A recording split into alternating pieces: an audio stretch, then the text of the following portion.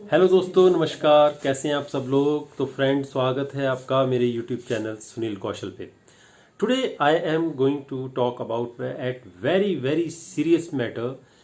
Lot of people, बहुत सारे दोस्त, बहुत सारे लोग जो हैं जॉब के लिए सर्च कर रहे हैं। बहुत सारे लोग अप्लाई कर रहे हैं। मेरे काफ़ी ज़्यादा यहाँ जॉब्स आ रही हैं, उस पर अप्लाई कर रहे हैं। बहुत सारे दोस्तों के मुझे ये मैसेज आए कि हमने अप्लाई किया, कॉल आई, इंटरव्यू दिया, उसके बाद फाइनल कोई रिजल्ट नहीं आया। क्या रीज़न हो सकता है? What could be the reason? तो इस पर आज हम थोड़ी सी आपस में डिस्कशन करेंगे। इसके लिए मैं आज आप लोगों के लिए वीडियो बना रहा हूँ। ये क्या रीज़न हो सकता है कि आप लोग इतने इंटरव्यू देने के बाद भी आप लोगों को किसी भी तरह की कॉल नहीं आ रही है? दोस्तों, सबसे रीज़न नंबर 1, अगर आप प्रिंसिपल की पोस्ट के लिए अप्लाई कर रहे हैं स्कूल्स में, अगर मैं स्कूल और कॉलेजेस की बात करूं, तो अब कोरोना के दौरान अपॉर्चुनिटीज़, पीजीटीज जिन्होंने 5 से 10 साल तक काम कर लिया है, उनके लिए भी काफ़ी ज़्यादा अपॉर्चुनिटीज़ आ चुकी हैं। नंबर 2, जो टीचर्स की जॉब के लिए सर्च कर रहे हैं और अच्छी खासी सैलरी पहले ले रहे थे, उनको इंटरव्यूज़ में जब क्वेश्चन किया जाता है व्हाट इज़ योर एक्सपेक्टेशन, तो अपनी एक्सपेक्टेशन तो वो बताते होंगे, उनको भी कॉल नहीं आ रही है जल्दी से जल्दी। ठीक है। और तीसरी, जो फ्रेशर कैंडिडेट्स हैं, वो कहते हैं हम भी इंटरव्यू दे चुके हैं पर हमें भी कॉल नहीं आ रही है। नंबर 1, प्रिंसिपल्स के लिए अगर आप जॉब के लिए सर्च कर रहे हैं, इंटरव्यू दे रहे हैं, आपको कॉल क्यों नहीं आ रही है? नंबर 2, जो एक्सपीरियंस टीचर्स हैं, उन्हें भी इंटरव्यू देने के बाद भी कॉल क्यों नहीं आ रही है? नंबर 3, जो फ्रेशर्स हैं, उन्होंने भी अगर इंटरव्यूज़ दिए या उन्हें कॉल्स आई भी हैं, इंटरव्यूज़ दिए हैं, फिर भी उन्हें फाइनल कॉल क्यों नहीं आ रही है? उसका एक कॉमन रीज़न मैंने सर्च किया है। बहुत सारे दोस्तों से फ़ोन पे मेरी बात हुई, मैसेजेस पे मेरी बात हुई कि सर ऐसा हो रहा है, what could be the reason? तो दोस्तों, आपको पता है कोरोना के बाद कितना बुरा हालात हुए हैं, कितने बुरे हालात हुए हैं। अगर गवर्नमेंट स्कूल्स को छोड़ दिया जाए, गवर्नमेंट इंस्टीट्यूशंस को छोड़ दिया जाए, जितने भी प्राइवेट इंस्टीट्यूशंस थे, वहाँ से जो बच्चे थे, जो स्टूडेंट्स थे, काफ़ी हद तक स्किप हो गए।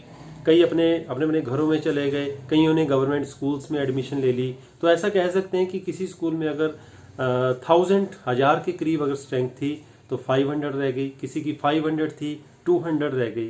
तो कुल मिला के अगर जो उनका रेवेन्यू था, जो उनका बजट था, जो उनका जो कमाई थी, वो आधी रह गई। जब उनकी कमाई आधी रह गई है, ठीक है, पिछले साल तक हाफ सैलरी या उससे कम सैलरी या कई जगह सैलरी भी नहीं मिली है, कई स्कूल्स में उनकी मजबूरी रही है। अब जब स्कूल खुल रहे हैं तो इंटरव्यू, देखो, टीचर के बिना, लीडर्स के बिना, एडमिनिस्ट्रेटर के बिना काम नहीं चलेगा। तो आपके इंटरव्यू तो हो रहे हैं, इतने लोग इंटरव्यू देते हैं, उसके बाद आप बोलते हैं कि कॉल नहीं आई, इट मीन्स कोई ना कोई इन्होंने फाइनल कर लिया है। लेकिन आपका 4-5 जगह इंटरव्यू देने के बाद या 40-50 जगह अप्लाई करने के बाद आपका काम नहीं बन रहा है, उसका अब मैं आप लोगों को कॉमन रीज़न बताता हूँ। दोस्तों, जैसे कोई 80,000 सैलरी ले रहे थे पहले, तो मैंने बहुत सारे लोगों से ये बात की। वो बोलते कि मैंने जब पिछला स्कूल छोड़ा, मैंने जब पिछली कंपनी छोड़ी, मैंने जब पिछली ऑर्गेनाइजेशन छोड़ी थी, मेरी सैलरी 80,000 पे थी, तो मैं 80,000 से ऊपर अब एक्सपेक्ट करूंगा, मैं उससे नीचे क्यों रहूं? बिल्कुल सही बात है आप लोगों की, बिल्कुल सही बात है। 80,000 ले रहे थे तो 85, 90, 95 लाख तक आप लोगों की सैलरी होनी चाहिए। टीचर्स कहते हैं मेरी सैलरी पहले 20,000 थी, 22 पे मैंने छोड़ा, 20 पे मैंने छोड़ा, मैं उससे ज़्यादा एक्सपेक्ट करता हूँ। तो मैं पूछता हूँ कितनी सैलरी? 40,000, 30,000, 28,000, इससे कम मैं नहीं लूँगा। ठीक है। फ्रेशर्स कहते हैं, जो फ्रेशर कैंडिडेट्स हैं, कि सर मेरी एक्सपेक्टेशन है कि कम से कम मुझे 15 से 20,000 मिलना चाहिए, अदरवाइज। तो मैं पूछता हूँ अदरवाइज क्या जॉब नहीं करोगे? नहीं नहीं, जॉब तो करेंगे, लेकिन मेरी एक्सपेक्टेशन है, मुझे अपने खर्चे भी तो पूरे करने हैं। दोस्तों, ये एक कॉमन रीज़न है। जब जो स्कूल्स हैं उनका बजट ही मान लीजिए 40,000 तक होगा, आपको 85, 90 कैसे दे देंगे? मैं ये नहीं कह रहा आपको 90,000 वाले स्कूल या ऑर्गेनाइजेशन नहीं मिलेगी, मिल जाएगी, लेकिन अब फिल्टर हो चुके हैं। 10 या 20 में से कोई एक ऑर्गेनाइजेशन है जो, या 2 ऑर्गेनाइजेशन जो इतनी सैलरी आपको पे कर देंगी।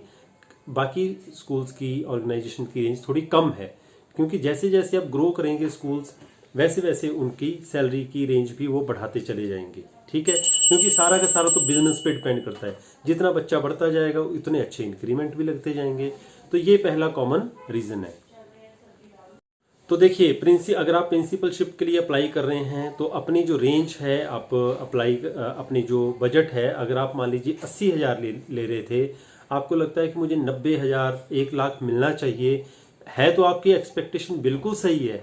लेकिन आज के दौर को ये समझिए कि कोरोना के बाद हालात बहुत ख़राब थे, आपकी जॉब भी चली गई थी। अभी आप थोड़ा कम से भी अगर स्टार्ट करेंगे, ठीक है, अब मैं बोलूँ 50% से स्टार्ट कीजिए, तो दोस्तों पिछले साल 50% वालों की भी जॉब छूट गई थी। पहले 50% जॉब मिल रहे थे, फिर 50% भी मिलना बंद हो गया, क्योंकि जब स्कूल ही बंद है, उनका बजट बिल्कुल डाउन होता जा रहा था, उन्होंने सैलरी नहीं मिली, तो उन लोगों ने जॉब छोड़ दी। अभी आप ये सोचिए कि मुझे 50 भी मिल रहा है ना अपने पहले से, तो उसमें कोई बुराई नहीं है, कोई प्रॉब्लम नहीं है। आपका कम से कम घर चलना शुरू हो जाएगा। घर में चूल्हा जलना जरूरी है ना, तो आधे से भी शुरू करते हो तो कम से कम आप रनिंग पे आ जाओगे, नहीं तो आपका एक्सपीरियंस जो है लैक हो जाएगा। गैप बढ़ता जा रहा है, 2 साल का ऑलरेडी हो चुका है, 1 आध साल और हालात ऐसे रहे तो आप में काफ़ी गैप आ जाएगा। तब तक जो और कैंडिडेट्स हैं उनको चांस मिल जाएगा। अब एक्सपीरियंस टीचर की भी यही सेम बात करूंगा। अगर 40,000 ले रहे थे, हो सकता है आपको कहीं 30 मिल रहा है। मैंने बहुत सारे दोस्तों से बात की, सर मैं 40 से नीचे कैसे आ जाऊं। ठीक है, अरे फिर आप, कई दोस्त बोलते हैं कि सर मुझे घर चलाना मुश्किल हो गया है, पर मैं 40 से नीचे भी नहीं जाऊंगा। तो घर चलाना तो और भी मुश्किल हो जाएगा, है ना।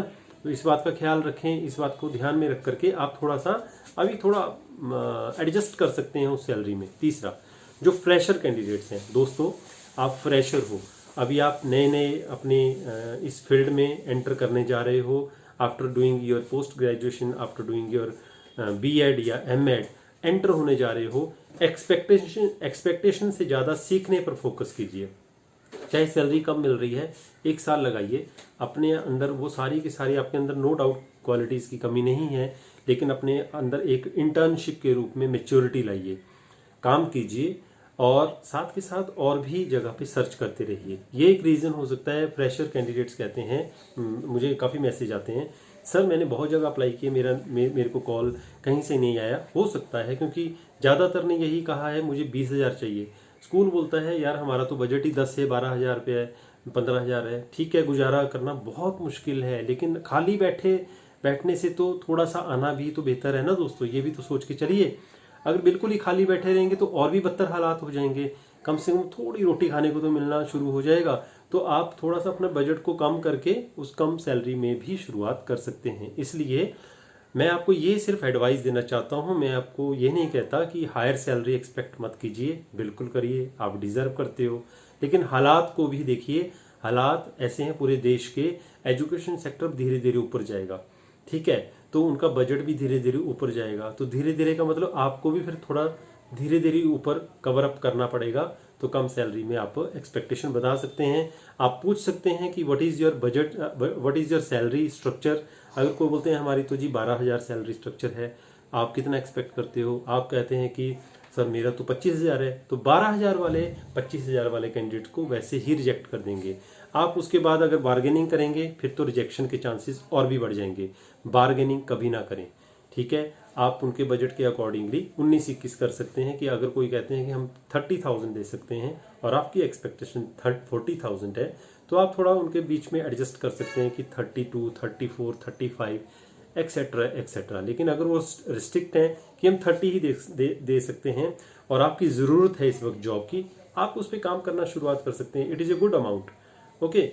30,000 per month means approximately 3.5-3.6 lakh per annum. सो दोस्तों इस तरह से अभी सरवाइव करना बहुत ज़रूरी है। लोगों को जॉब नहीं मिल रही है और आप एक्सपेक्टेशन के चक्कर में जॉब छोड़ रहे हैं, प्रॉब्लम आ सकती है। तो मैं आपको यही लास्ट में एडवाइस करूंगा, नंबर 1 कि आप एक तो जब इंटरव्यू में जाते हैं, आप पहले स्कूल के बारे में पूरी जानकारी ले लें। उनकी स्ट्रेंथ अगर पता चल जाए तो बहुत अच्छी बात है।